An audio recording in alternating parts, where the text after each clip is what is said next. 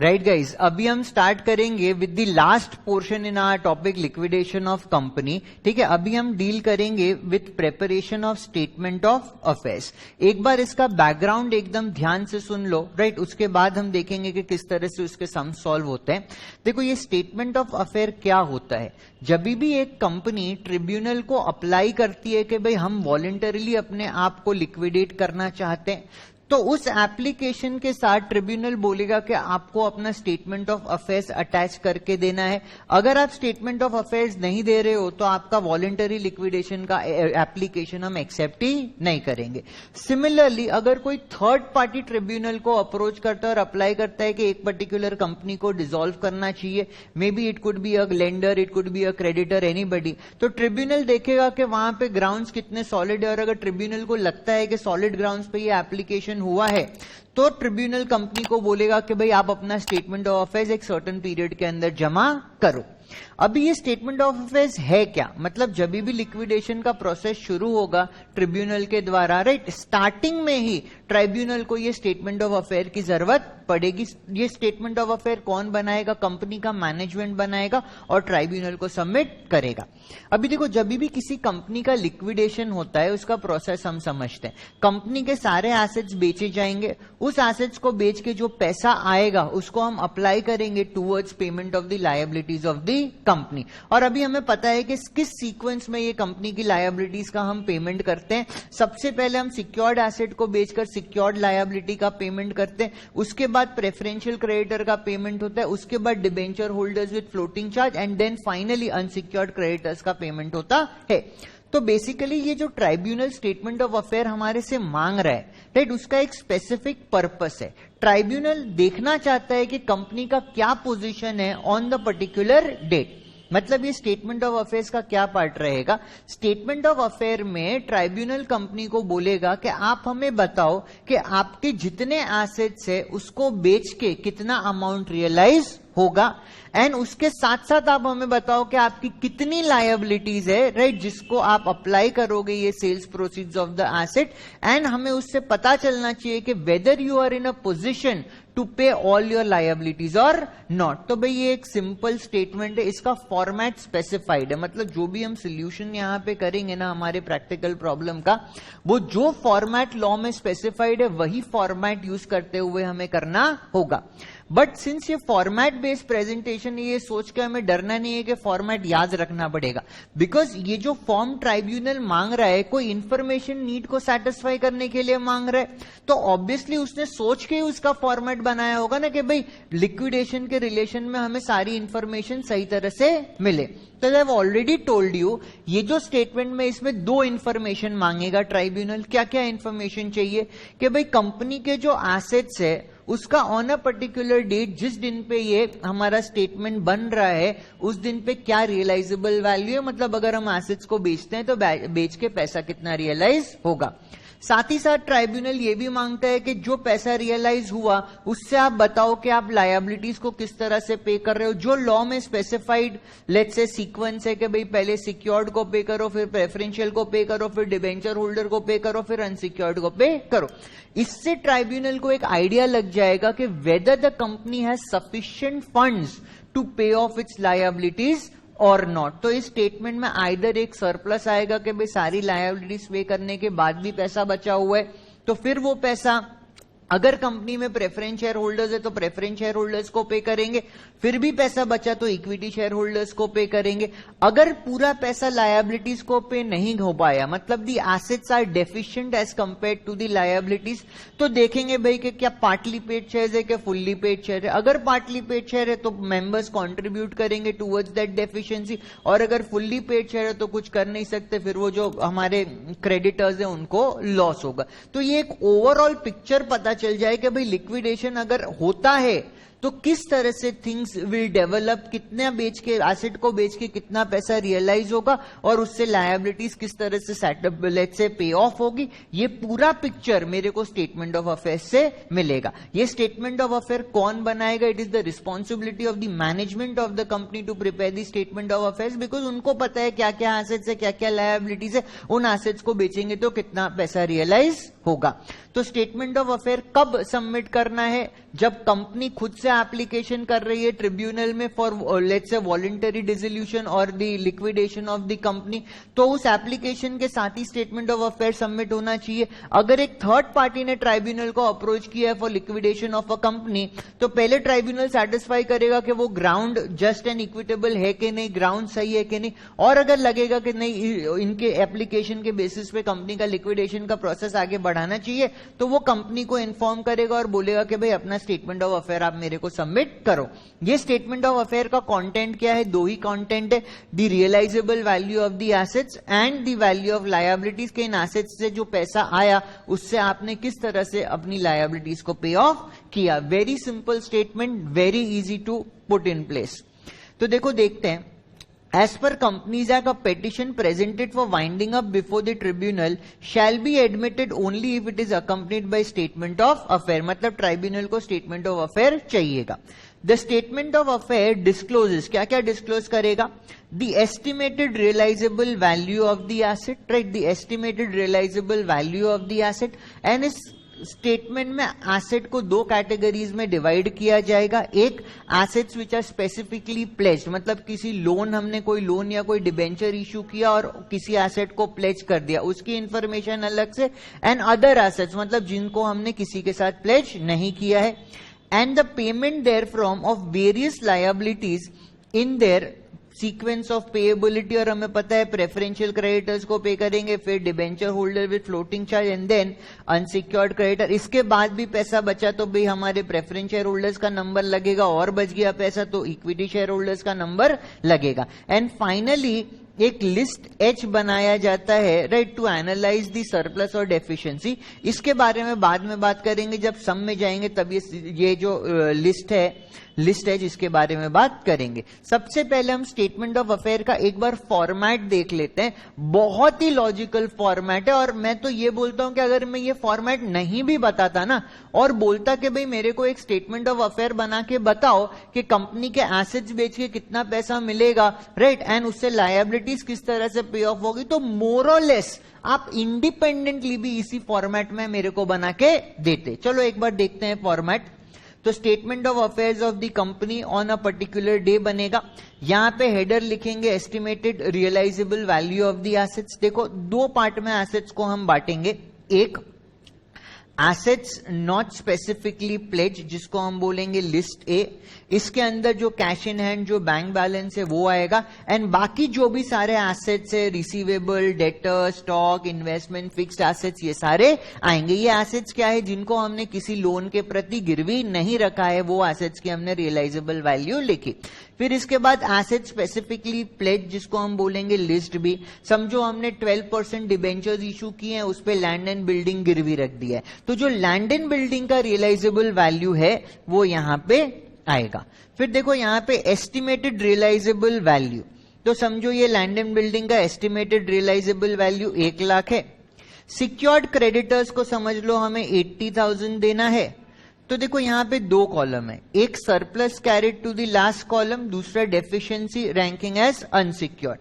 अगर ये सिनेरियो है तो यहां पे 20,000 का सरप्लस आएगा, और उस सरप्लस को हम लोग एक्सटर्नल कॉलम में लेकर जाएंगे। बिकॉज काफी बार हम लोग डिस्कस कर चुके हैं कि अगर लायबिलिटी, अगर सिक्योर्ड क्रेडिटर 80,000 का है और उसका जो सिक्योर्ड एसेट है वो बेच के 1 लाख मिलेगा, तो बैलेंस 20,000 को हम यूज कर सकते हैं for payment of other liabilities.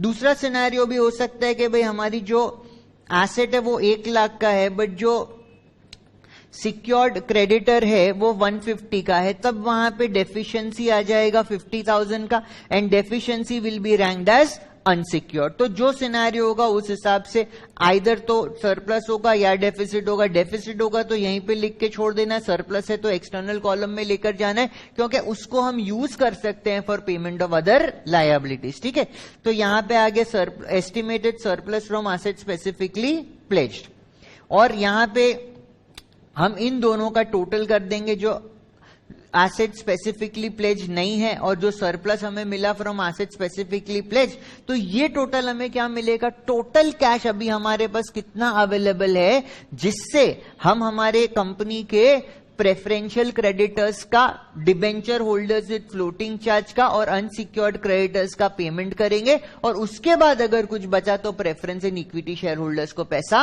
मिलेगा। तो ये कॉलम आ गया estimated total assets available for preferential creditor, right, इससे प्रेफरेंशियल क्रेडिटर को पहले मिलेगा, फिर इससे debenture holders with floating charge को मिलेगा, एंड फाइनली इससे अनसिक्योर्ड क्रेडिटर्स को पैसा मिलेगा। तो बहुत ही सिंपल फॉर्मेट। अभी तक हमने क्या किया, खाली सारे एसेट्स का रियलाइजेबल वैल्यू लिख लिया, उनको दो भाग में डिवाइड कर दिया, एक जो कि एसेट्स प्लेज नहीं है किसी भी बोरोइंग्स के प्रति, दूसरा जो एसेट्स किसी बोरोइंग के प्रति प्लेज्ड है, तो भाई वो एसेट से तो पहले वो बोरोइंग को पे ऑफ करना पड़ेगा, डेफिसिट है तो उसको अनसिक्योर्ड बोल के छोड़ देंगे द डेफिसिट पोर्शन, और अगर एसेट सरप्लस है तो जो एक्स्ट्रा पैसा हमने रियलाइज किया after paying of the secured liability उसको एक्सटर्नल कॉलम में लाके अवेलेबल कैश में जोड़ देंगे, जिससे हम लोग preferential creditor, debenture holder with floating charge और अनसिक्योर्ड क्रेडिटर का पेमेंट करेंगे।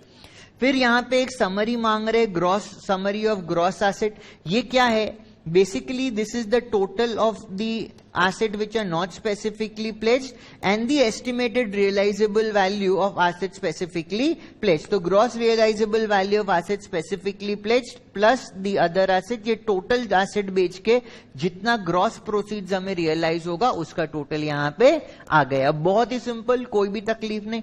अभी देखो हमारे पास इतना टोटल रिसोर्स अवेलेबल है, estimated total assets available for preferential creditor, debenture holder and unsecured creditor. अभी इस पैसे को हमें यूज करना है, क्या करना है, इस पैसे को हमें यूज करना है to pay of the liabilities in sequence. क्या सीक्वेंस में पे करते हैं, प्रेफरेंशियल क्रेडिटर्स को पे करेंगे, फिर debenture holders with floating charge, and then final we will pay off to the unsecured creditors. Clear है।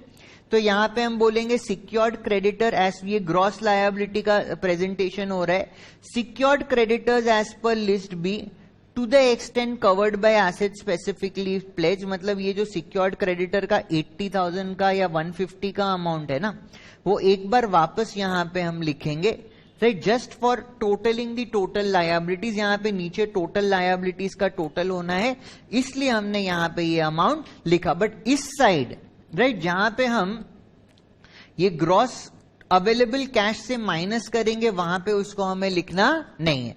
फिर हम बोलेंगे preferential creditors as per list C, preferential creditors को माइनस किया। तो फॉर एग्जांपल एक बार ले लेते हैं कि भाई हमारे पास टोटल यहां पे 2 lakh rupees, for example 2 lakh rupees का फंड अवेलेबल है। हमारे जो प्रेफरेंशियल क्रेडिटर्स है, मे बी वो 20,000 के हमारे प्रेफरेंशियल क्रेडिटर्स हैं, तो ये आगे आएगा 1,80,000 आफ्टर डिडक्टिंग 20,000 फ्रॉम 2 लाख। ये क्या हो गया, estimated assets available for debenture holders and unsecured creditors. देखो पहले हमने क्या लिखा था, estimated assets available for preferential, debenture and unsecured. Preferential को हमने पे कर दिया ना, तो अभी क्या बचा, debenture holders and unsecured creditors. फिर हमने debenture holders with floating charge, let's say for example में भी 50,000 के डिबेंचर होल्डर्स है विद फ्लोटिंग चार्ज, इनको पे कर दिया, तो 1,30,000 का कैश बैलेंस बचा। ये estimated surplus as regard debenture holder, मतलब डिबेंचर होल्डर को पे करने के बाद अभी भी हमारे पास इतना सरप्लस बचा हुआ है। And then finally unsecured creditors समझ लो हमारे हैं 1 लाख रुपए के, इन अनसिक्योर्ड क्रेडिटर को पे करने के बाद अभी भी 30,000 बचा, तो बोला estimated surplus as regarding unsecured creditors. It is the difference between gross asset and gross liabilities. ये क्या है मैं बताऊंगा, बट ये जितने भी अमाउंट हम यहाँ पे राइट साइड में लिखेंगे वो सेम अमाउंट हमें यहाँ लेफ्ट साइड में भी लिखने, बिकॉज हमें यहाँ पे टोटल लायबिलिटी का टोटल करना है। फिर इसमें से जो पैसा बचेगा उसमें से प्रेफरेंस शेयर होल्डर्स को पे ऑफ करेंगे, और जो पैसा बचेगा उससे इक्विटी शेयर होल्डर को पेमेंट होगा, and finally we will get, right, finally we will get estimated surplus और वी विल गेट डेफिशिएंसी। यहां पे लिख लो as regards members, right, estimated surplus और डेफिशिएंसी एज रिगार्ड्स मेंबर्स। यहां पे और दो चीज एक बार नोट कर लेना, ये डिबेंचर होल्डर्स के बगल में लिखो एज पर लिस्ट डी, और अनसिक्योर्ड क्रेडिटर के बगल में लिखो एज पर लिस्ट E, ठीक है. Preference share is list F and equity share holder is list G. इस तरह से हमारा ये स्टेटमेंट बनेगा. फिर लिस्ट H जो डेफिशिएंसी वाला है वो बाद में देखेंगे. अभी इतने तक हमने सीखा है तो एक बार इसके ऊपर प्रैक्टिकल क्वेश्चन बनाते हैं. ये फॉर्मेट ऑटोमेटिकली याद आ जाएगा, मतलब याद रह जाएगा रादर. और यहाँ पे ये फॉर्मेट में क्या है, आपको एसेट्स के रियलाइजेबल वैल्यू लिखने हैं, dividing the assets into not specifically pledge and specifically pledge, total available funds हो जाएगा. उसमें से आपको प्रेफरेंशियल क्रेडिटर को माइनस करना है, फिर debenture holder with floating charge को माइनस करना है, फिर अनसिक्योर्ड को माइनस करना है. तो हमें पता चलेगा कितना फंड्स अवेलेबल है जिससे हम प्रेफरेंस शेयर होल्डर्स को और इक्विटी शेयर होल्डर्स को पे ऑफ कर पाएंगे. तो as it is it's a very simple format. 2-3 sum एक बार प्रैक्टिस करेंगे तो ये फॉर्मेट माइंड में सेट हो जाएगा. बट सर क्या फॉर्मेट याद रहना चाहिए? यस, ये फॉर्मेट याद रहना चाहिए बिकॉज ये कंपनीज एक्ट के द्वारा स्पेसिफाइड फॉर्मेट है. Right, we can not deviate from this format. Clear है? तो चलो प्रैक्टिकल एक्सरसाइज पे चलते हैं. Let's move on to the practical exercise very quickly. यहां पे सबसे पहले कम टू सम नंबर 1. ठीक है, let's come to sum number 1. Practical question on statement of affair sum number 1 मिलकर रीड करते हैं. बहुत इजी सम है. राइट, एज इट इज मैंने बताया है टॉपिक बहुत इजी है. सारी ही कैटेगरीज जो हमने की थी काफी इजी थी. A Limited is to be liquidated. The summarized balance sheet as at 30th September 14 appears as under. तो इनका fully paid up equity share capital है. सिक्योर्ड डिबेंचर है, लैंड एंड बिल्डिंग पे उन्होंने चार्ज क्रिएट किया है, मतलब this is asset specifically pledge ना. ये लैंड एंड बिल्डिंग क्या बन गया? Asset specifically pledge. फिर अनसिक्योर्ड लोन्स है, फिर ट्रेड क्रेडिटर्स है, फिर एसेट साइड में land and building, other fixed assets, right, current assets and यहाँ पे एक लॉस का बैलेंस है. फिर बोल रहे हैं contingent liabilities for bill discounted as so much and for excise duty demand एक बार काट दो, यहाँ पे जीएसटी डिमांड लिख लेते हैं. Right, GST demand is 2,85,000. On investigation, it is found that contingent liability are certain to devolve and that the assets are likely to be realized as follows. मतलब यहाँ पे बोल रहे हैं ये contingent liability are no more contingent now, ये हमें pay off करना पड़ेगा. और ये GST dues है ना, तो ये तो मेरा preferential creditor के अंदर आ जाएगा. Assume कर लेंगे that this is within 12 months from the date of winding up, और इसको हमें pay off करना होगा in preference, because हमें पता है कि government revenue taxes etc will be considered as preferential creditor. Asset किस तरह से रियलाइज होगा? बोला लैंड एंड बिल्डिंग को बेच के मेरे को 20,90,000 मिलेगा. बुक वैल्यू इसका 9,50,000 है, इसको बेच के 20,90,000 मिलेगा. बाकी एसेट्स को बेच के 34,20,000 मिलेगा और अदर करंट एसेट्स को बेच के मेरे को 66 या रियलाइज करके मेरे को 66,50,000 मिलेगा. Taking the above information into account prepare a statement of affairs. Very simple सम. सबसे पहले स्टार्ट कैसे करेंगे? एसेट्स नॉट स्पेसिफिकली प्लेज, तो ये दोनों हमारे एसेट्स है which are not specifically pledged.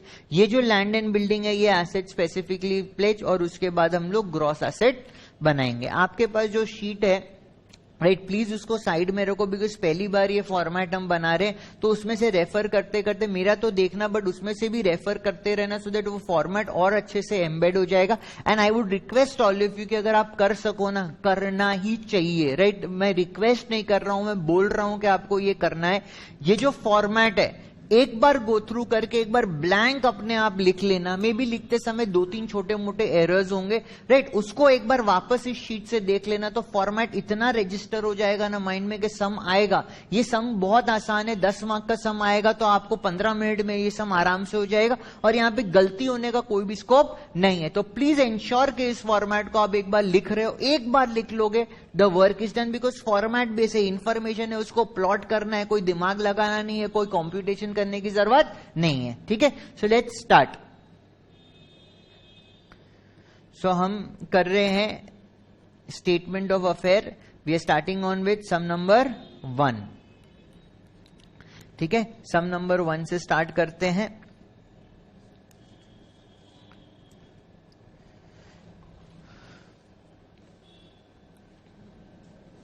So we'll say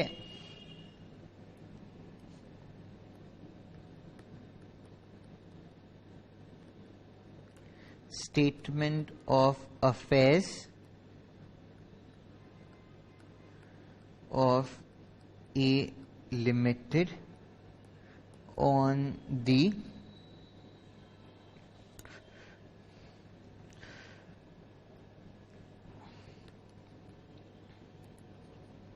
the 30th day of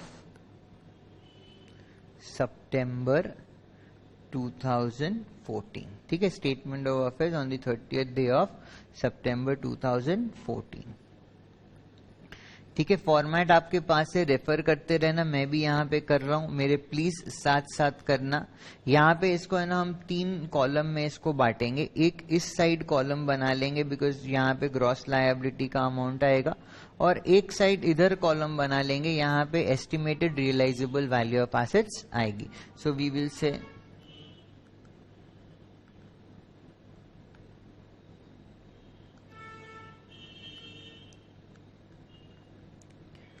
estimated realisable value. ठीक है, एकदम आराम से ध्यान से करना. पहला सम अगर समझ में आ गया, फॉर्मेट बेस्ड है, बाकी सारे सम फटाफट हो जाएंगे. ठीक है, सबसे पहले हम इंफॉर्मेशन लिखेंगे assets not specifically pledged, right? Asset not specifically pledged. This is my as per list A. यहां पे हम लिखेंगे. सम में देखो, जो हमारा लैंड एंड बिल्डिंग है वो तो प्लेज्ड है. अदर फिक्स्ड एसेट्स, और इसको लिक्विडिटी के फॉर्मेट में लिखेंगे, जैसे हम लोगों ने रिसीवर के स्टेटमेंट में, स्टेटमेंट ऑफ अकाउंट में लिक्विडिटी के फॉर्मेट में लिखा था ना. तो वील से करंट एसेट्स, करंट एसेट्स का रियलाइजेबल वैल्यू कितना है, 66,50,000. और देखो ये वर्ड जो है ना एस्टिमेटेड, ये बहुत इंपॉर्टेंट है. भाई बिकॉज अभी ये बिका नहीं है, राइट? अभी तो ये एप्लीकेशन फाइल हुआ है ट्राइब्यूनल में कि भाई हमें कंपनी को लिक्विडेट करना है. तो ट्राइब्यूनल कंपनी को बोल रहे भाई आप एक अनुमान लगा के बताओ, आप एक एस्टिमेट हमें दो कि जब ये एसेट्स बिकेंगे तो कितना इससे रियलाइज होगा, राइट? द अमाउंट में चेंज हियर एंड देयर. फिर इसके बाद नेक्स्ट हम बोलेंगे अदर फिक्स्ड एसेट्स.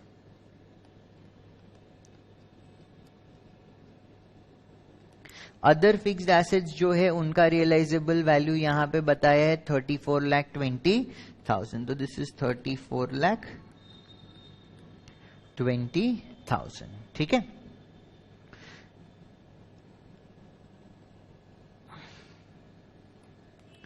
फिर यहां पे एक टोटल लगा देंगे, दोनों को ऐड करके बताओ कितना आ रहा है. 1 करोड़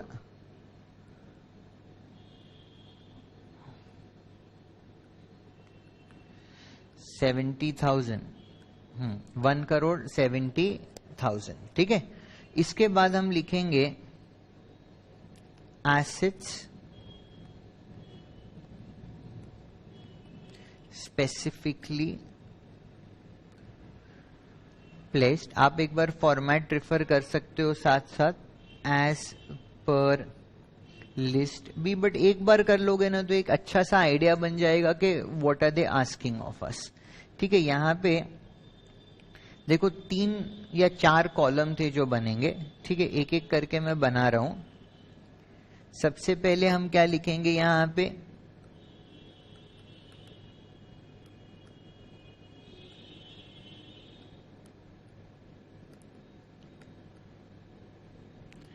एस्टिमेटेड रियलाइजेबल वैल्यू. ठीक है, फिर लिखेंगे due to secured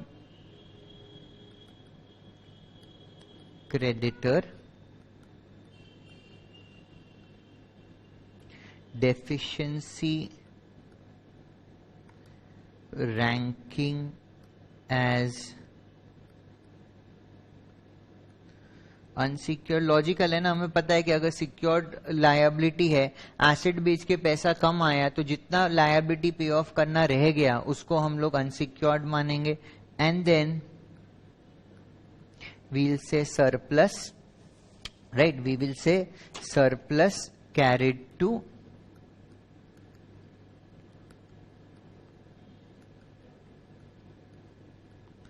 last column, अगर सरप्लस है तो उसको हम लास्ट कॉलम में लेकर जाएंगे। यहां पे हम क्या लिखेंगे, land and building. Land and building का एस्टिमेटेड रियलाइजेबल वैल्यू कितना दिया है मेरे को, 20,90,000 is the estimated realisable value of land and building. और जो डिबेंचर्स है जिसके लिए एज सिक्योरिटी है उसका वैल्यू कितना है, उसका वैल्यू है 19 लाख। तो कोई भी डेफिशिएंसी तो यहाँ पे आएगी नहीं, राइट। सरप्लस ही हमारे पास है, सरप्लस कितना है, 1,90,000 का यहाँ पे हमारे पास सरप्लस है, right. We have a surplus of 1,90,000, clear है। और ये जो 1,90,000 है इसको हमें एक्सटर्नल कॉलम में लेकर जाना है, राइट। ये जो सरप्लस है 1,90,000 का, इसको हमें एक्सटर्नल कॉलम में लेकर जाना है। वील से estimated surplus from asset specifically pledged, right? Estimated surplus from asset specifically pledged, clear है ना। एक बार वापस ये मैं बता रहा हूं, एक बार रन थ्रू कर रहे हैं और देन आगे बढ़ेंगे, ठीक है। हमने जो एसेट स्पेसिफिकली प्लेज नहीं था उनको लिक्विडिटी के फॉर्मेट में लिख लिया। जो एसेट स्पेसिफिकली प्लेज्ड है उसका यहाँ पे नाम लिखा, उसका रियलाइजेबल वैल्यू, उसके अगेंस्ट जो लोन है उसका वैल्यू हमने लिखा, जो डिबेंचर्स है उसका वैल्यू लिखा। फिर हमने देखा सरप्लस है तो सरप्लस को हम एक्सटर्नल कॉलम में लेकर आ गए। Absolutely clear about this. अभी यहाँ पे हमें एक समरी बनाना पड़ेगा भाई हमारे टोटल एसेट्स का। देखो ये जो 190 है ना, 190 में ये लैंड एंड बिल्डिंग नहीं बिका। लैंड एंड बिल्डिंग कितने में बिका, 20,90,000।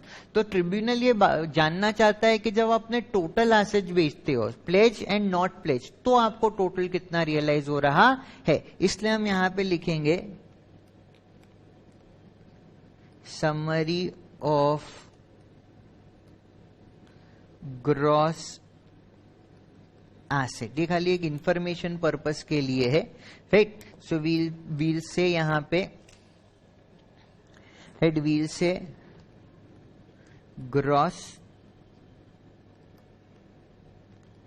Realisable value of assets specifically pledged. इसका ग्रॉस रियलाइजेबल वैल्यू कितना है, 20,90,000। जब लैंड एंड बिल्डिंग को बेचेंगे, राइट, जब लैंड एंड बिल्डिंग को बेचेंगे तो 20,90,000 हमें मिलेगा। मतलब ये जो वैल्यू यहाँ पे है ना, ये वैल्यू हमारा यहाँ पे आ रहा है। Absolutely clear. And then we will say other assets. Other assets को बेच के हमें कितना मिला है, अदर एसेट्स को बेच के हमें मिला है 1,70,000। तो दिस इज 1,70,000, क्लियर है। और ये यहाँ पे एक समरी आ गया हमारा। टोटल हमें ग्रॉस एसेट्स बेच के कितना मिला, 1,21,00,000 आ रहा है ना, 1,21,60,000, राइट। 1,21,60,000। देखो इसके बीच में एक और हमें यहां पे टोटल बैठाना है। ये टोटल किसका बैठेगा, देखो ये 1,70,000 जो है, राइट, 1,70,000 जो है प्लस 1,90,000 जो है, इसका टोटल मतलब दिस विल बी 1,02,60,000, राइट। यहां पे लिखेंगे 1,02,60,000। और ये क्या है, this is the fund which is available, right. Secured creditor को तो पे करने के बाद ये फंड बच रहा है ना, बिकॉज 20,90,000 एसेट को बेच के आया, उससे 19 लाख का पेमेंट कर दिया, 190 बचा जो बाकी लायबिलिटीज को पे ऑफ करने में काम आएगा। इसको हम क्या बोलेंगे, एस्टिमेटेड एसेट अवेलेबल फॉर। इससे किसको किसको पे करेंगे, preferential creditor, debenture holder with floating charge and unsecured creditor, right. So we will say estimated assets available for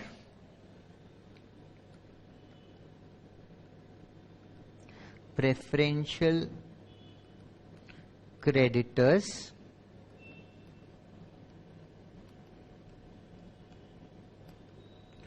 debenture holders with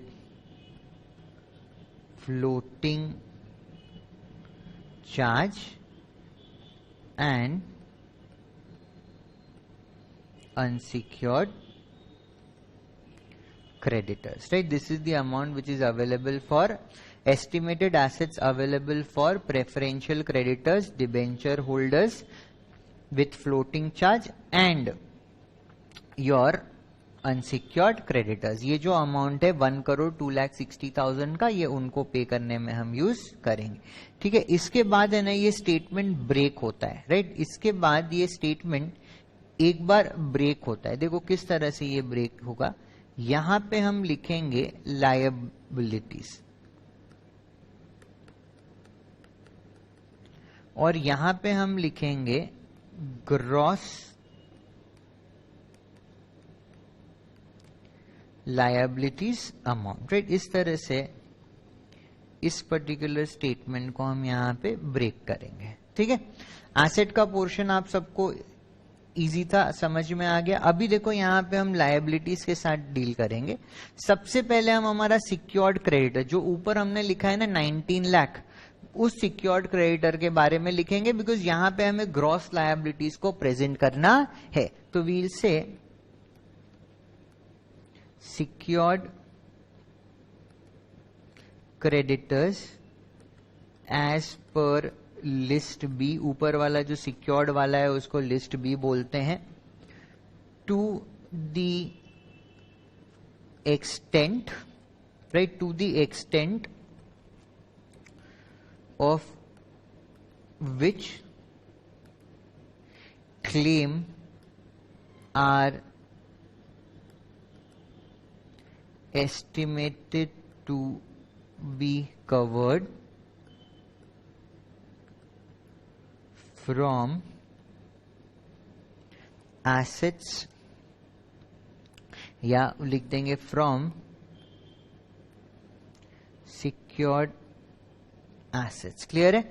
यहां पे देखो हमने क्या लिखा, हमने लिखा सिक्योर्ड क्रेडिटर्स, राइट। यहां पे हमारा सिक्योर्ड क्रेडिटर कौन है, debentures. Secured creditors as per list B to the extent of which claim are estimated to be covered from secured asset, right. जो एसेट हमने सिक्योर किए हैं या एसेट जो स्पेसिफिकली प्लेस्ड है, राइट, उससे जो कवर अप होगा। इसका वैल्यू कितना है, इसका वैल्यू है 19 लाख। 19 लाख के हमारे सिक्योर्ड डिबेंचर्स है। यहां पे इसका कोई भी वैल्यू, राइट साइड में कोई भी वैल्यू लिखने की जरूरत नहीं है। इसके बाद नेक्स्ट हम लोग लिखेंगे प्रेफरेंशियल क्रेडिटर्स, ठीक है। नेक्स्ट हम लोग लिखेंगे प्रेफरेंशियल क्रेडिटर्स। बस आपको क्रोनोलॉजी समझ में आए इसलिए मैं कलर चेंज कर करके लिख रहा हूं, so that you get to know कहां पे एंट्रीज आ रही है।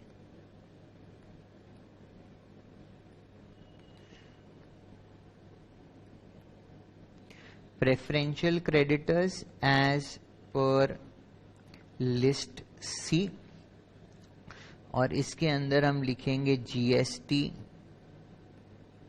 डिमांड, जिसको हमने कंटिंजेंट लायबिलिटी के तरह दिखाया था, राइट। वो जीएसटी डिमांड को हम यहाँ पे लिखेंगे, दिस इज 2,85,000। सब में एक्साइज ड्यूटी लिखा है, प्लीज काट के उसको जीएसटी कर देना। दिस इज 2,85,000 का जीएसटी डिमांड हम इससे एडजस्ट करेंगे, और यहां पे भी साथ साथ हमें 2,85,000 लिखना है। ये जो सिक्योर्ड क्रेडिटर वाला पॉइंट है उसमें खाली हम ग्रॉस लायबिलिटी कॉलम के अंदर अमाउंट लिखेंगे, राइट साइड में हम लोग कोई भी अमाउंट नहीं लिखेंगे। बाकी सारे ही केस में दोनों ही साइड हमें यहाँ पे अमाउंट्स लिखने हैं। अभी क्या करेंगे, जो हमारे पास फंड अवेलेबल है ना, फंड अवेलेबल कितना है यहाँ पे, फंड अवेलेबल हमारे पास है 1,02,60,000, वहां से हमें माइनस करना है 2,85,000। तो अभी कितना बचा, 99,75,000। अभी देखो प्रेफरेंशियल क्रेडिटर्स को हम लोगों ने पे ऑफ कर दिया ना, तो ये फंड्स हम किसको पे करने के लिए यूज करेंगे, debenture holders with floating charge and my unsecured creditors. तो we will say estimated asset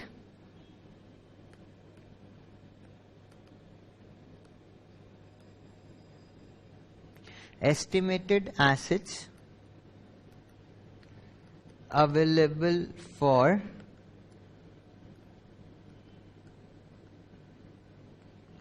debenture holders with floating charge and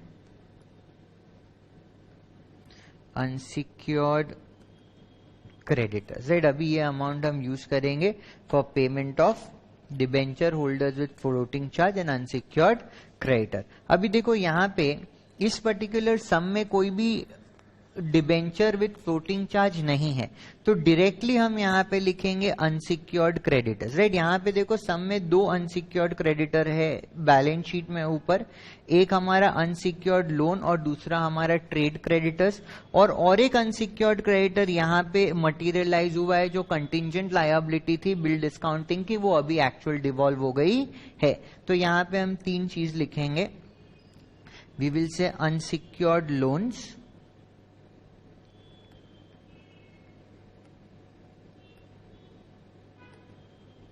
creditors के अंदर अनसिक्योर्ड लोन्स, अनसिक्योर्ड लोन्स का अमाउंट है 38 लाख, तो both sides we will write 38 lakh, यहां पे भी 38 लाख लिखेंगे, यहां पे भी 38 लाख लिखेंगे। Then we have trade creditors, trade creditors है 66,50,000 और यहां पे भी 66,50,000, और हमारे पास है लायबिलिटी फॉर बिल डिस्काउंटेड,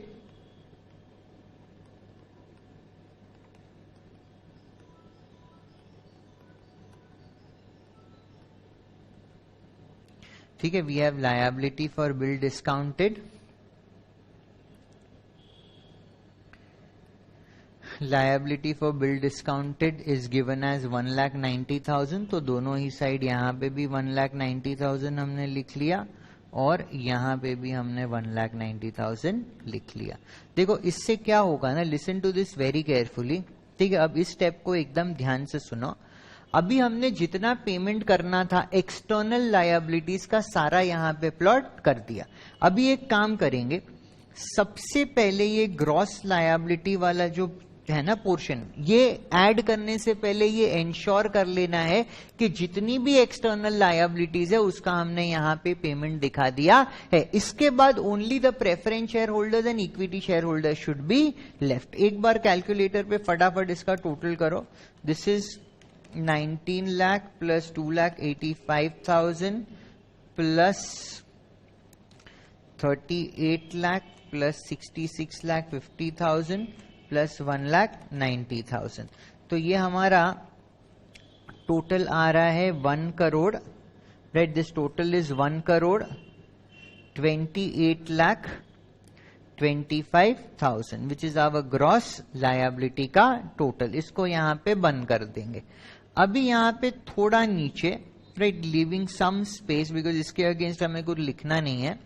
हमारे पास जो फंड अवेलेबल था वो कितना था, 99,75,000, उसमें से 38 लाख माइनस करेंगे, 66,50,000 माइनस करेंगे और 1,90,000 माइनस करेंगे। देखो आंसर हमारा है ना नेगेटिव में आ रहा है 6,65,000, तो यहाँ पे लिखेंगे 6,65,000। क्या लिखेंगे, 6,65,000।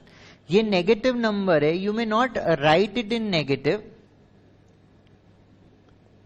या अगर आप चाहो तो उसको नेगेटिव में भी लिख सकते हो, आप चाहो तो उसको पॉजिटिव भी रख सकते हो, वो अभी एक बार देखते हैं। बट ये क्या है, डेफिशिएंसी है, right. What is this is the deficiency as regards unsecured creditors, मतलब अनसिक्योर्ड क्रेडिटर्स को हम पूरा पैसा पे नहीं कर सकेंगे, 6,65,000 का वहां पे डेफिसिट बनेगा। तो देखो यहां पे ये आएगा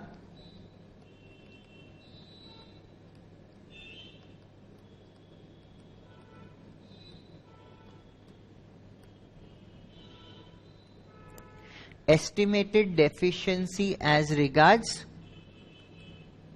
क्रेडिटर्स। ये हमारा क्या आ गया, estimated deficiency as regards creditor के भाई हम क्रेडिटर को पूरा पैसा नहीं दे पाए। और इस एस्टिमेटेड डेफिशिएंसी के नीचे लिखेंगे, यहां पे सरप्लस भी आ सकता है, it could be estimated surplus, it could be estimated deficiency as well, right. This is the difference between, और ये हमारा बहुत ही इंपॉर्टेंट चेक है, हाँ, between gross assets and gross liabilities, right? This is the difference between the gross asset and gross liabilities. अभी देखो ये चेक करवाता हूं, हर एक सम में प्लीज ये चेक करना मैंडेटरी है। देखो हमारे ग्रॉस एसेट्स कितने हैं, 1,21,60,000, कितना, 1,21,60,000। और हमारी ग्रॉस लायबिलिटीज कितनी आई यहाँ पे, 1,28,25,000। इन दोनों का डिफरेंस निकालो। Everyone please do it right now on your calculators.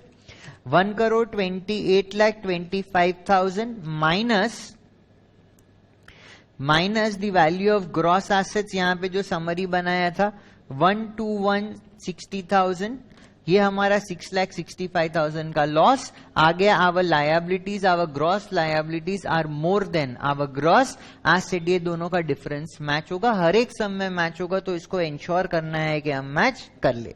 इसके बाद हम लिखेंगे, देखो इस समय प्रेफरेंस शेयर होल्डर तो है नहीं, इक्विटी शेयर होल्डर को लॉस हो गया ना। एक तो जो उन्होंने कैपिटल का पैसा दिया वो लॉस हुआ, प्लस ये वाला जो डेफिशिएंसी है, right. Although they will not be let's say contributing it because fully paid shares है, बट टोटल जो डेफिशिएंसी कंपनी का आया, एक तो उन्होंने क्रेडिटर्स को 6,65,000 नहीं दिया, दूसरा उन्होंने इक्विटी शेयर होल्डर्स को उनका जो 47,50,000 का पेड अप कैपिटल था वो नहीं दिया। तो we'll say equity share capital, it will say equity share capital 4,75,000, equity shares of ₹10 each, तो ये मेरा 47,50,000 आ गया, राइट। दिस इज माई 47,50,000, ठीक है।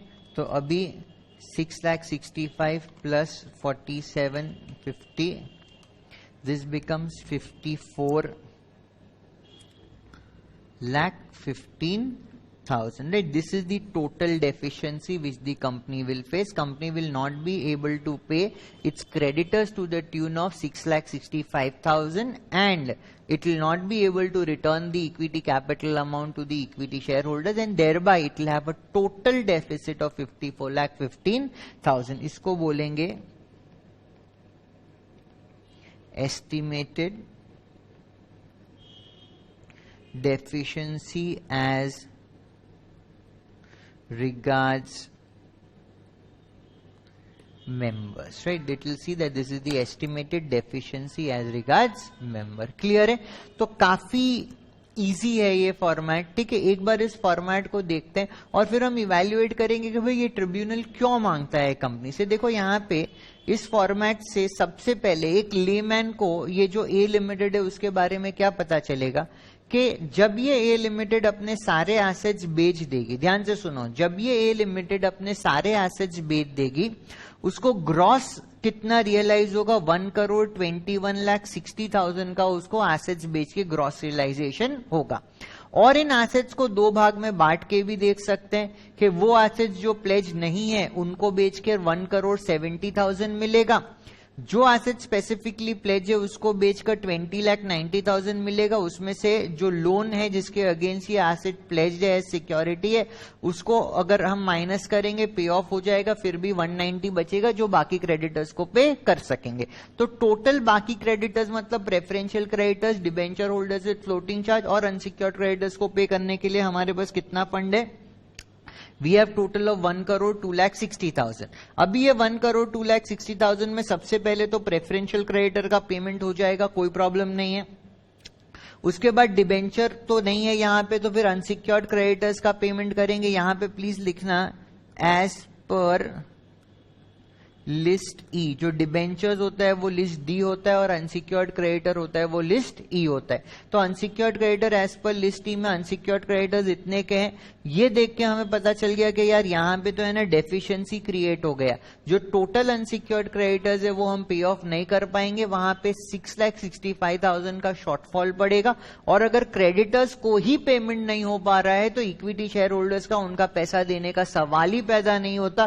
तो इक्विटी शेयर होल्डर्स का 47,50,000 डूबेगा।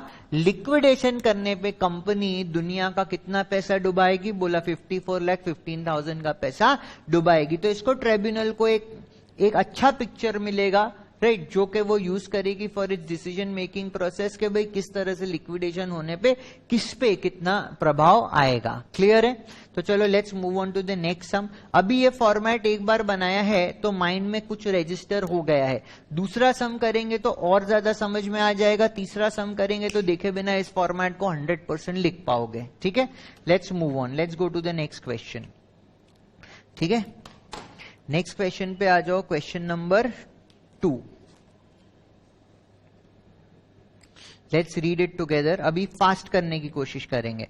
X Company Limited went into voluntary liquidation on 1st April 17. The following balances are extracted from its books on that date.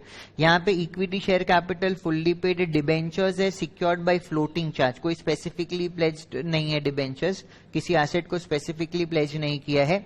Bank overdraft है, creditors है, machinery है, लीजोल property है, stock है, debentures है, sorry debtors है, investment है, cash in hand है and profit and loss account का बैलेंस है।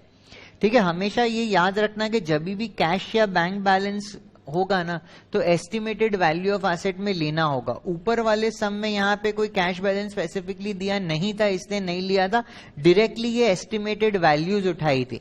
बट जिस सम में बैलेंस रहेगा ना कैश या बैंक का, भूलना मत, एस्टिमेटेड रियलाइजेबल वैल्यू में बैलेंस शीट से कैश और बैंक का आपको अमाउंट लिखना है। The following assets are valued under, तो यहाँ पे ये रियलाइजेबल वैल्यू एसेट की दे दी, मशीनरी, लीजोल, इन्वेस्टमेंट, स्टॉक और debtor.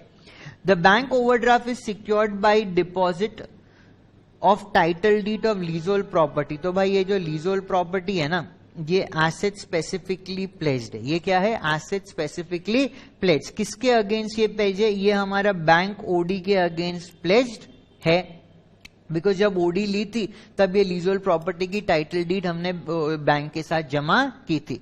There was a preferential creditor amounting to ₹3,000 which were not included in the creditors of 60,000। तो देखो ऊपर जो क्रेडिटर 60,000 का है ना, इसको छोड़ के इसके अलावा ओवर एंड अबव दिस 60,000 एक 3,000 का हमारे पास प्रेफरेंशियल क्रेडिटर है जिसका हमें प्रायोरिटी में पेमेंट करना है।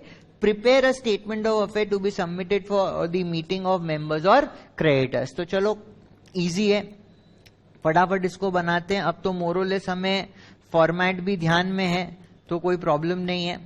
ठीक है, एक दो सम इस तरह से, ये सम के बाद तो आई एम 100% श्योर फॉर्मेट आपको एकदम चकाचक समझ में आ गया, आ तो गया, ये याद भी रह जाएगा। सो वील से statement of affairs of, company का नाम क्या है? X company limited, on the first day of April 2017। ठीक है, अभी देखा इस सम में ना अपना स्पीड भी कॉन्सिडरेबली बढ़ जाना चाहिए, बिकॉज लास्ट सम का तो हम पहली बार ये फॉर्मेट बेस कर रहे थे ना, अभी तो फॉर्मेट हमें मोरलेस समझ में आ गया है। ठीक है, इसको 3 भाग में हमें बांटना है। एक यहाँ पे, क्यों? बिकॉज यहाँ पे ग्रॉस लायबिलिटीज का अमाउंट आता है। एक यहाँ पे, बिकॉज यहाँ पे हम लिखते हैं एस्टिमेटेड रियलाइजेबल वैल्यू। ठीक है, so everybody quickly get done with the format. Format मतलब क्या? 3 कॉलम ही तो बनाने हैं यार, और कौन सा बड़ा फॉर्मेट है इसमें ना, राइट? तो चलो अभी स्टार्ट करेंगे इसको। We will say assets not specifically pledged as per list A से चालू होगा, ठीक है। यहाँ पे लिक्विडिटी के उसमें लिखना है हमें, तो देखो लीजोल्ड प्रॉपर्टी तो प्लेस्ड है, वो नहीं आएगा। हम लिखेंगे सबसे पहले, देखो कैश ना, कैश इन हैंड, हमेशा जो हम भूलते हैं ना, इसको ग्रीन में लिखता हूं, सीधा रियलाइजेबल वैल्यू पे चले जाते हैं, बैलेंस शीट को नहीं देखते हैं, राइट। तो ये लिखना है कैश इन हैंड,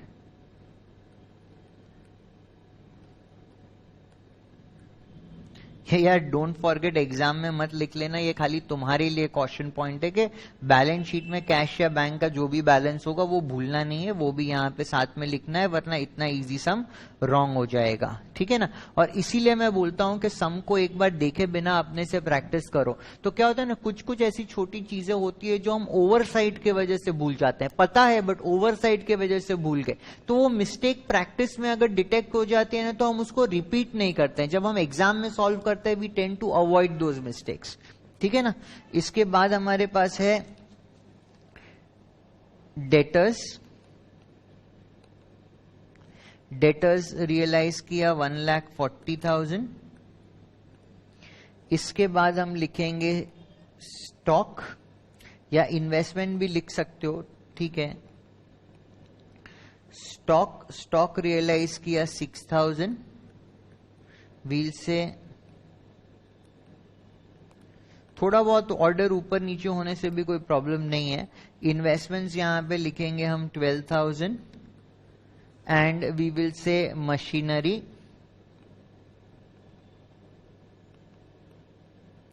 मशीनरी का 1,80,000, राइट। तो ये जो नॉट स्पेसिफिकली प्लेस्ड एसेट है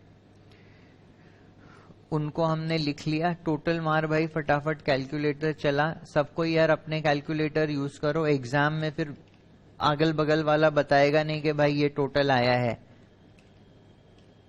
ठीक है ना। तो ये हमारा 3,41,000 का टोटल आया of assets which are not specifically placed. फिर हम लिखेंगे asset specifically placed as per list B. यहां पे 4 कॉलम बनाने होते हैं हमें,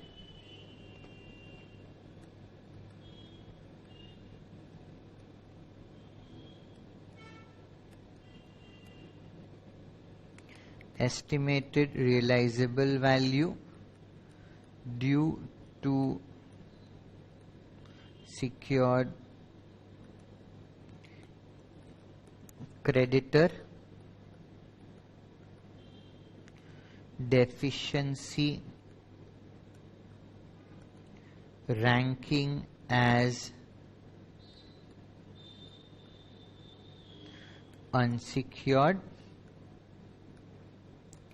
surplus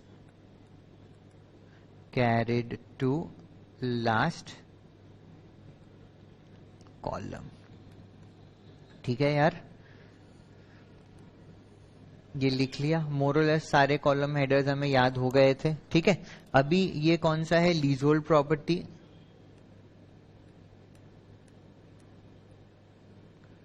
लीजहोल्ड प्रॉपर्टी का जो रियलाइजेबल वैल्यू है वो बोला है 2,18,000 रियलाइजेबल वैल्यू है। ये किसके अगेंस्ट है, ये बैंक ओवरड्राफ्ट के अगेंस्ट है। तो बैंक ओवरड्राफ्ट का वैल्यू कितना है, 54,000 ना।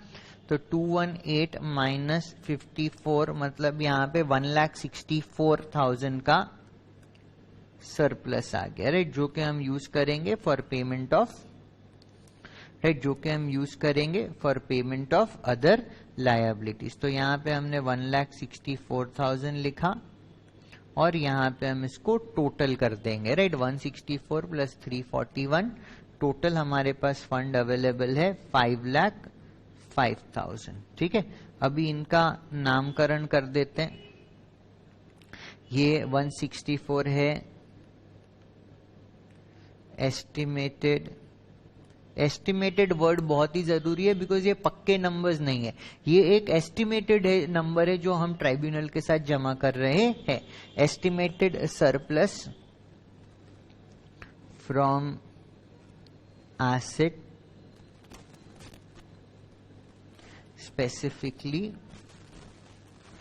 प्लेज्ड, और यहां पे लिखेंगे ये क्या है, estimated assets available for preferential creditors, debentures with floating charge and unsecured creditors. ठीक है, अभी इसके नीचे एक समरी हमें बनानी है एसेट की, राइट. इसके नीचे एक समरी हमें बनानी है एसेट की, तो हम यहां पे लिखेंगे समरी ऑफ ग्रॉस एसेट्स. ठीक है, so we'll say gross realisable value of asset specifically pledged other asset. जो asset specifically pledged है लीजोल्ड प्रॉपर्टी, उसको बेच के कितना मिला था, 2,18,000 मिला था उसको बेचकर, और बाकी जो assets है उसको मिला था मतलब मिलेगा, हमारा एस्टिमेट है. एंड यहाँ पे 3,41,000 is the value of other assets. इन दोनों को ऐड करो, 341 प्लस 218, ग्रॉस जो हमें रियलाइज होगा वो 5,59,000 रियलाइज होगा अगर ये सारे एसेट्स बेचेंगे तो. क्लियर है ना, एकदम इजी, एकदम नॉर्मल फ्लो में आराम से सम हो जाएगा. ठीक है ना.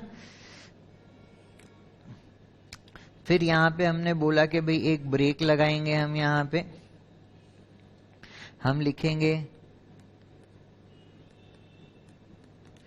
लायबिलिटीज, वील से ग्रॉस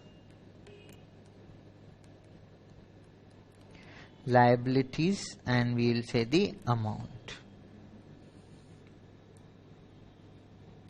ठीक है, और बाहर मत निकालना बिकॉज ये हमारे पास जो फंड अवेलेबल है वहां से सब माइनस माइनस होते जाएगा. पहले तो खाली इंफॉर्मेशन पर्पस के लिए हमें लिखना है सिक्योर्ड क्रेडिटर ना, तो हम लिखेंगे secured creditor as per list B to the extent, right, to the extent of which claim is covered by asset specifically pledged या covered by secured asset. इसका वैल्यू देखो कितना हमने लिखा था, 54,000 which is the bank OD. और एक चीज याद रखना कि ये खाली यहाँ पे लेफ्ट साइड में जाएगा, राइट. हमारे राइट साइड में हमें इसका कोई भी अमाउंट नहीं लिखना है. इसको लिखने का एक ही ऑब्जेक्टिव है कि हम ग्रॉस लायबिलिटी का यहाँ पे टोटल दिखाए. ठीक है ना. इसके बाद हमें पे ऑफ करना है प्रेफरेंशियल क्रेडिटर्स को. यहाँ पे प्रेफरेंशियल क्रेडिटर दिया है ना कि 3,000 का एक प्रेफरेंशियल क्रेडिटर है जो नॉर्मल क्रेडिटर्स के अंदर घुसा हुआ नहीं है. तो we will say preferential creditor as per list C. ये प्रेफरेंशियल क्रेडिटर होगा एज पर लिस्ट सी. हमें अमाउंट पता है, कितना अमाउंट है ये, 3,000. ठीक है ना. और इसको दोनों साइड लिखना है, प्लीज याद रखना. खाली सिक्योर्ड क्रेडिटर वाला लेफ्ट साइड में आएगा, बाकी दोनों साइड में हम लिखेंगे, ठीक है। तो हमारा जो फंड अवेलेबल था वो कितना था, ये फंड अवेलेबल था 5,05,000, 5,05,000 में से 3,000 चला गया, तो अभी फंड अवेलेबल हो जाएगा 5,02,000। ये क्या लिखेंगे, estimated assets available for debenture holders with floating charge and unsecured creditors, right? Estimated assets available for debenture, estimated assets available for debenture holders with floating charge and unsecured creditors.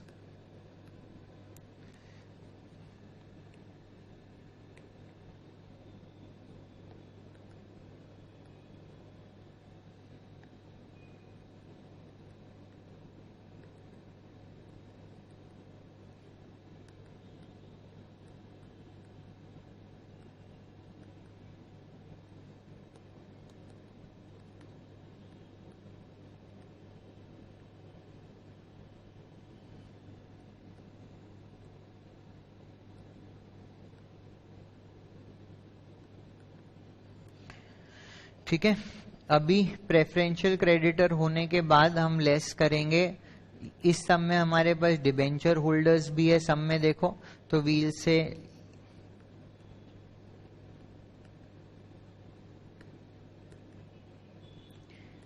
As per list D, ये याद रखना debenture का list D, right, सारे sequence याद रहेंगे।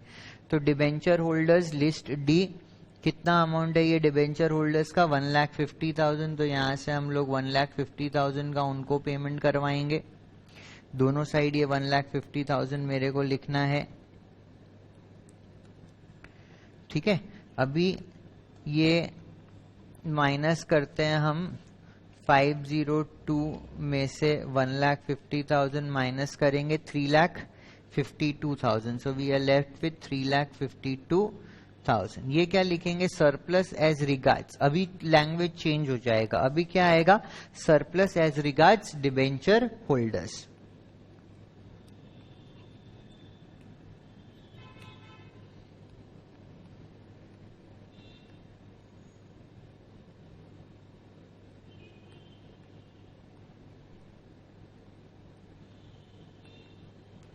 Surplus as regards debenture holders. अभी इसके बाद हमें क्या पे करना है, अनसिक्योर्ड क्रेडिटर्स को पे करना है। अनसिक्योर्ड क्रेडिटर्स में हमारे पास क्या है, क्रेडिटर्स ही दिए गए हैं, तो we will say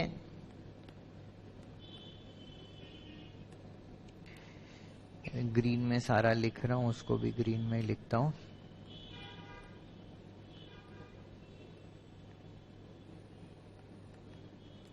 unsecured creditors, unsecured creditor का अमाउंट कितना दिया गया है, 60,000, राइट, तो ये 60,000 यहाँ पे लिख दिया, ऑपोजिट साइड भी ये 60,000 लिख दिया, और ये करने के बाद 60,000 माइनस करने के बाद वी आर लेफ्ट विथ 2,92,000, ठीक है। इसको हम क्या बोलते हैं, we call this as surplus as regards unsecured creditors, right, surplus as regard unsecured creditors या surplus as regards creditors, ठीक है। अभी यहाँ पे इस at this point, ठीक है, इसको हम क्या बोलते हैं, it is the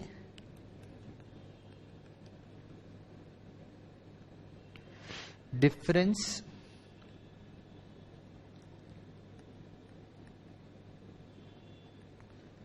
between gross assets and gross liabilities।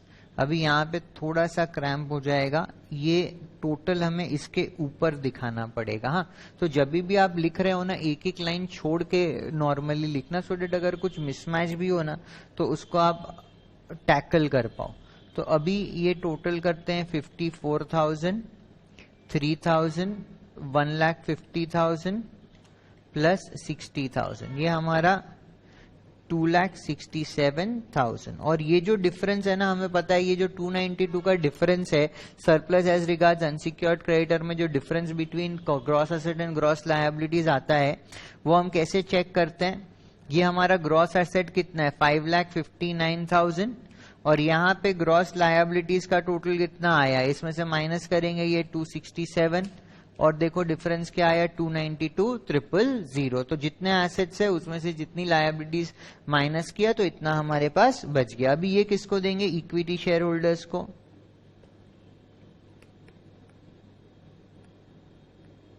Preference shares तो है नहीं यहाँ पे। इक्विटी शेयर होल्डर्स में 24,000 equity shares of ₹10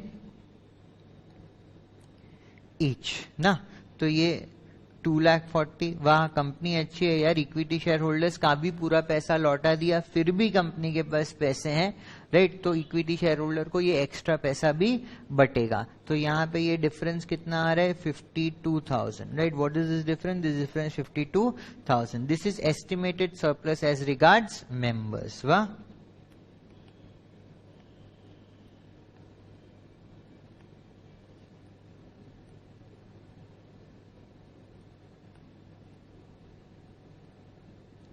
right, this is the estimated surplus as regards members. Absolutely clear about this, right?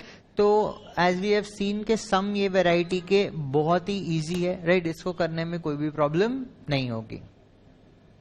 चलो guys, having done sum number 2, अभी next हम practical exercise में चलेंगे टू सम नंबर 5। 3 and 4 हम करेंगे after doing some number 5, ठीक है। सब कोई सम नंबर 5 पे आ जाओ।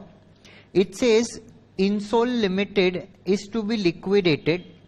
Their summarized balance sheet as on 30th September 16 appears as under. तो उसकी बैलेंस शीट यहाँ पे दी गई है। 2,50,000 equity shares of 10 each, secured debenture and it is secured on land and building ₹10 lakh. Unsecured loans यहाँ पे दिए गए हैं, ट्रेड क्रेडिटर्स दिया गया है। फिर एसेट्स में land and building, other fix asset, current assets, PL का बैलेंस दिया गया है। Bill discounted, right, bill discounted की कंटिंजेंट लायबिलिटी थी।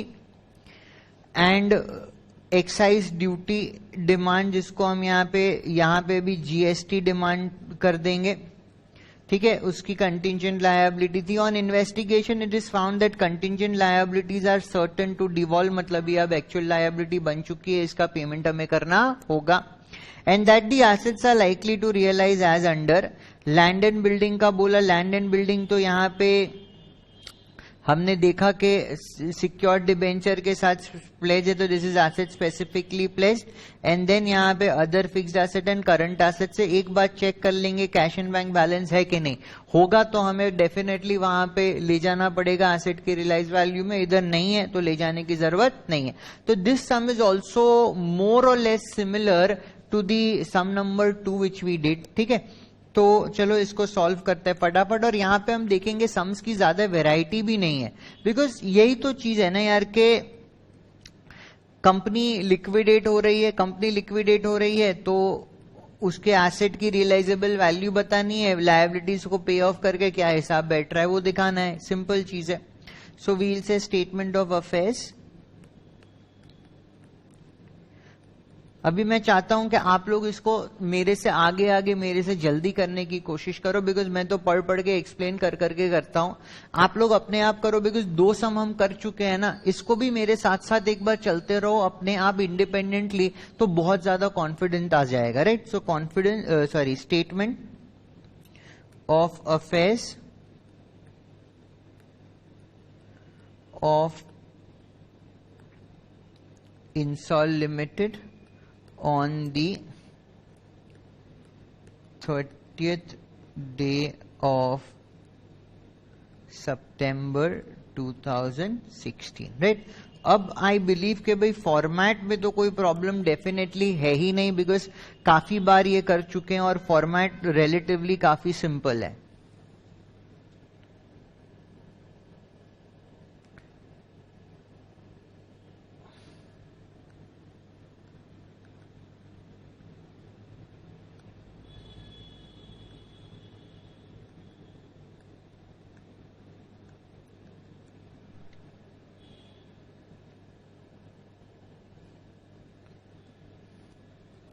ठीक है, सो वील से एसेट्स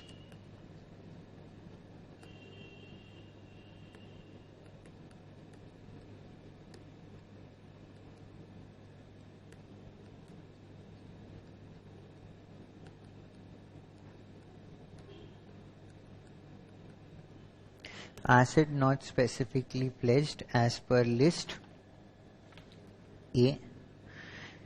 यहाँ पे हमारे पास है current assets and other fixed assets.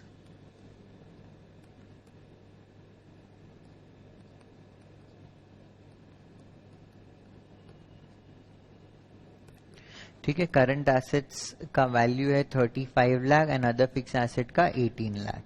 तो यहाँ पे वी विल से 35 lakhs एंड वी विल से 18 lakhs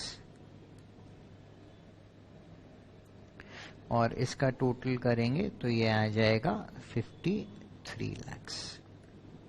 ठीक है, after this we will say assets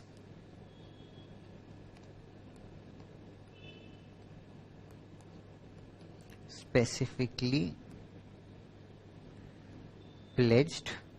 This is as per list B. ठीक है, इसमें 4 कॉलम हमें बनाने हैं. We will say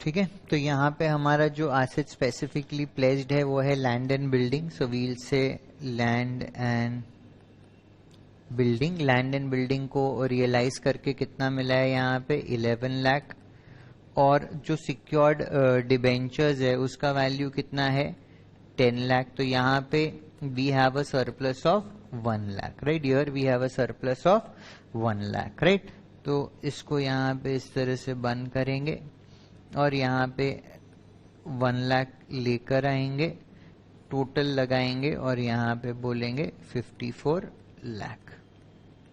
ठीक है, फिर we will say estimated surplus from asset specifically pledged.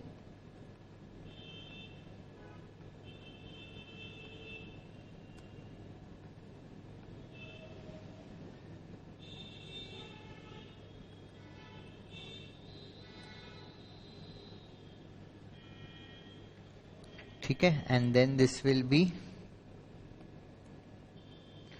Estimated assets available for preferential creditors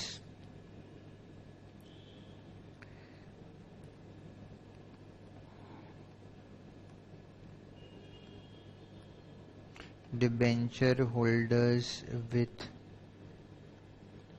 floating charge and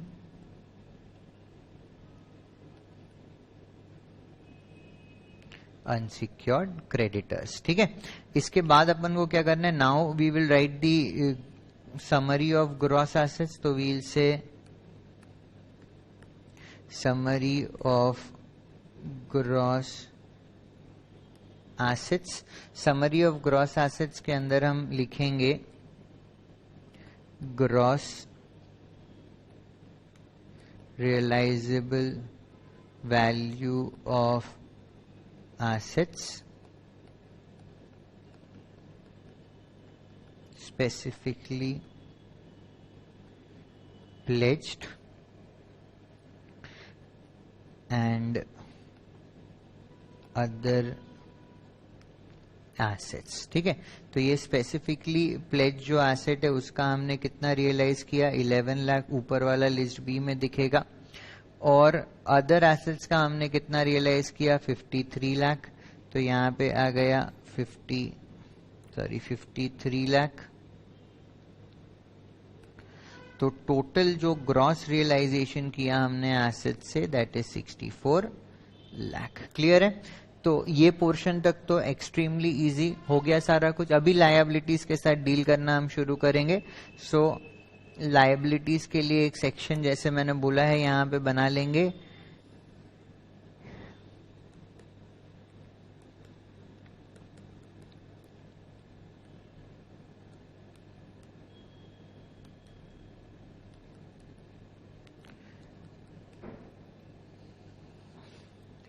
ठीक है, then we will say secured creditors as per list B to the extent of which covered by assets specifically pledge. ठीक है, तो ये जो debentures है उसका value कितना है, 10 लाख. राइट, अगेन एक चीज याद रखेंगे कि ये खाली ग्रॉस लायबिलिटी के कॉलम में आएगा. राइट, राइट साइड वाले कॉलम में इसको हमें नहीं लिखना. फिर इसके बाद प्रेफरेंशियल क्रेडिटर्स की बारी आई. देखो हमारे पास कोई प्रेफरेंशियल क्रेडिटर है क्या? हाँ है ना, बिकॉज कंटिंजेंट लायबिलिटी में जीएसटी डिमांड का बोला है. So we will say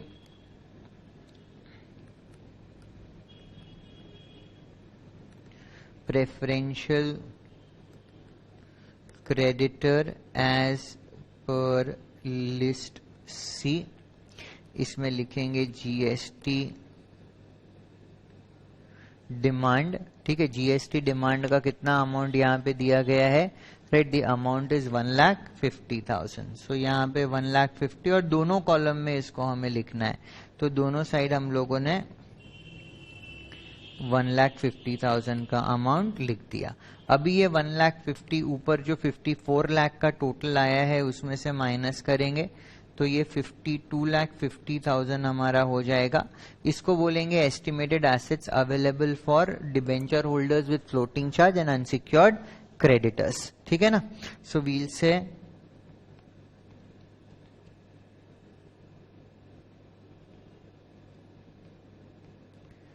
estimated assets available for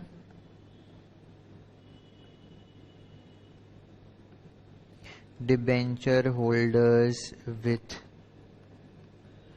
floating charge and unsecured creditors. ठीक है, फिर इस क्वेश्चन में तो कोई debenture holder with floating charge नहीं है ना. इसके बाद सारा अनसिक्योर्ड है, अनसिक्योर्ड लोन है, फिर ट्रेड क्रेडिटर्स है और बिल डिस्काउंटिंग का जो लायबिलिटी है वो. So we'll say unsecured creditors as per list E. Right, list देखो यहाँ पे लिस्ट सी के बाद डायरेक्टली ई आ गया because list D is for debenture holders. ठीक है, यहाँ पे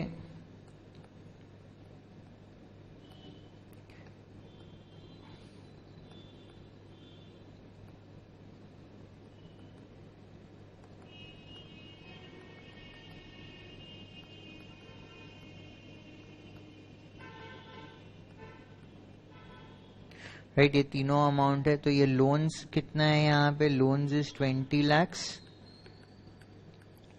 देन वी हैव 35 लाख का trade creditor and we have 1 lakh rupees का लायबिलिटी फॉर बिल डिस्काउंटेड, ठीक है, ये दोनों साइड हम लिख देंगे।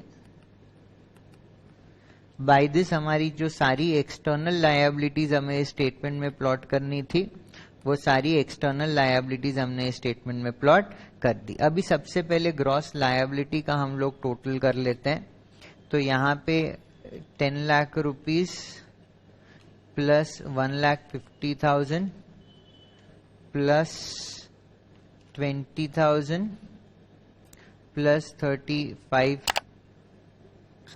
लाख प्लस 35 लाख प्लस 1 लाख, तो ये हमारा आ गया 67,50,000, राइट। Gross liability is 67,50,000। तो ये टोटल करके यहाँ पे बंद।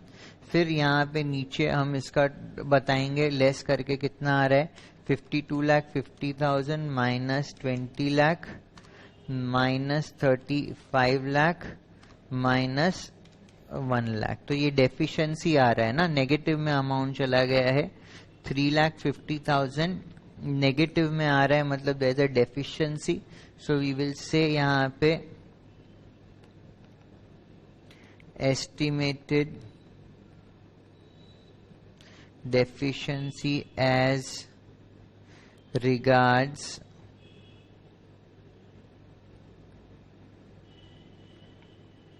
creditors, ठीक है। और ये जो एस्टिमेटेड डेफिशिएंसी है as regards creditor, this is the difference between gross assets and gross liabilities. एक बार चेक करके देखते हैं इसको। ग्रॉस एसेट्स का वैल्यू कितना है, देखो ऊपर 64 lakh is the value of gross assets. इसमें से हमारी ग्रॉस लायबिलिटीज इज 67,50,000, मतलब 3,50,000 का डिफरेंस एक्सप्लेन, ठीक है। इसके बाद हम क्या करेंगे, इसके बाद हम लिखेंगे equity share capital. So we'll say equity share capital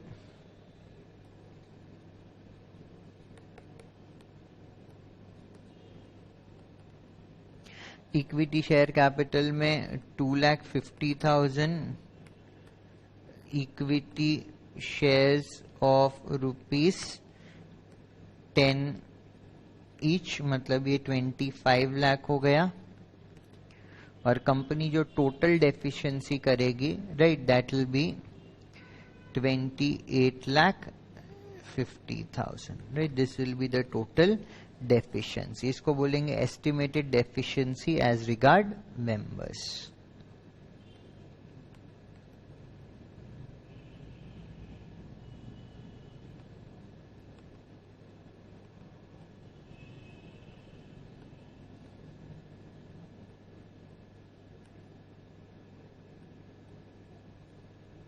ठीक है, this is the estimated deficiency as regards member. तो देखो ये भी सम हो गया। तो तीनों सम ऑलमोस्ट सेम वेराइटी के थे, खाली फॉर्मेट था, बाकी इंफॉर्मेशन प्लॉट करना और इसका आंसर डिराइव करना is not a very big deal.